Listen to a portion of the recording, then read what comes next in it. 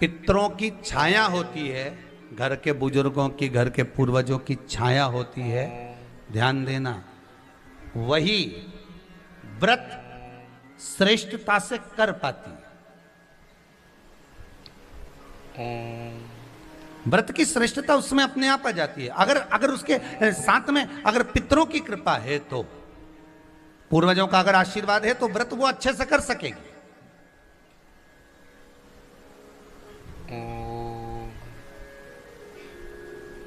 और सहज भाषा में समझ लीजिए, बहुत अच्छे से समझना इस बात को, कि मान लो, एक सरल भाषा में आप और अच्छे से समझिए उसको, बहुत अच्छे से,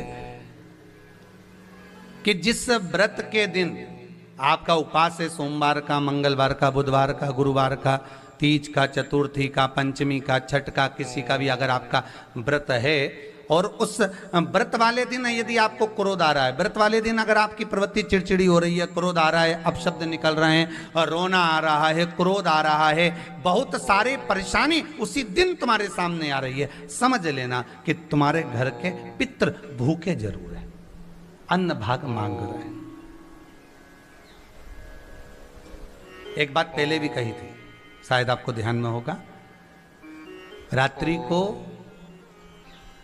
सोने के बाद, विश्राम के बाद, एक बार कहा था, आप लोगों को याद होगा, कि सोने के बाद में 2 घंटे के अंदर अगर आपकी नींद खुलती है, और खुलने के बाद यदि आपको भूख लग रही है, प्यास लग रही है, तो समझ लेना कि आपके पितर, आपके पूर्वज भूखे हैं, अन्न का भाग मांग रहे हैं, पानी पीने को मांग रहे हैं। उससे नहीं समझ सकते तो व्रत से समझो।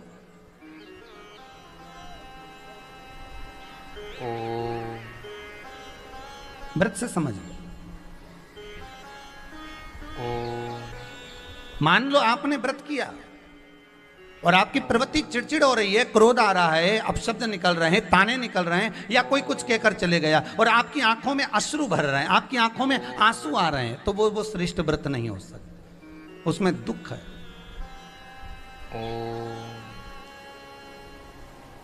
पुष्प ताजा है तो आप भगवान को दोगे, सही है कि गलत है? केला अच्छा है तो भगवान को दोगे, वो काला पड़ गया तो तुम भगवान को दोगे क्या? अंदर से गल चुका है तो भगवान को दोगे क्या? नहीं, आप भगवान को दोगे। कोई फल ताजा है तो आप भगवान को दे दोगे, कोई पुष्प ताजा है, अच्छा है, तो आप भगवान को दोगे। अगर पुष्प मुरझा गया तो भगवान को दोगे क्या? पुष्प बेकार हो गया तो भगवान को दोगे क्या? नहीं। उसी तरह व्रत होता है, उसी तरह हमारा व्रत है। जिस व्रत में हमको क्रोध आ रहा है, जिस व्रत में हम चिड़चिड़े हो रहे हैं, जिस व्रत में हम अपशब्द कर रहे हैं, जिस व्रत में हमको रोना आ रहा है, जिस व्रत में हम किसी की बात का ठेस हमको पहुंच रहा है और हम क्रोधित हो गए, हम रो दिए, हम चिड़चिड़ हो गए, समझ लेना वो फूल मुरझा चुका है, वो व्रत तुम्हारा बेकार हो चुका है, उसको भगवान स्वीकार नहीं करेगा। और जिस व्रत में आपके चेहरे पर प्रसन्नता, हम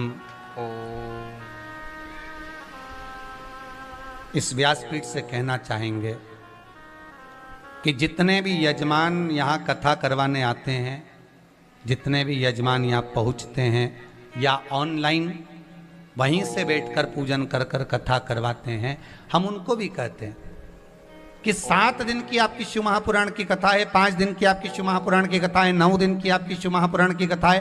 शंकर की कथा, चाहे भागवत कथा हो, चाहे रामायण कथा हो, रामचरितमानस हो, चाहे गीता हो, जिस पुराण को आप बचवा रहे हो, जिस पुराण को आप करवा रहे हो, जो करवाने वाला होता है उसके चेहरे पर स्माइल होना चाहिए, प्रसन्नता होना चाहिए। क्यों? क्योंकि इस पुराण को आप अकेले नहीं सुन रहे, इस पुराण को आपके पितृ लोक में विराजमान पितृ पूर्वज भी श्रवण कर रहे हैं। जितनी आपकी चेहरे पर प्रसन्नता होगी, उतनी आपके पूर्वज भर भर कर आशीर्वाद देंगे। 7 दिन तक, जब तक आप कथा का रसस्वादन कर रहे हो, कथा श्रवण कर रहे हो, 7 दिन तक आपके चेहरे पर अगर प्रसन्नता है तो पूर्वजों का आशीर्वाद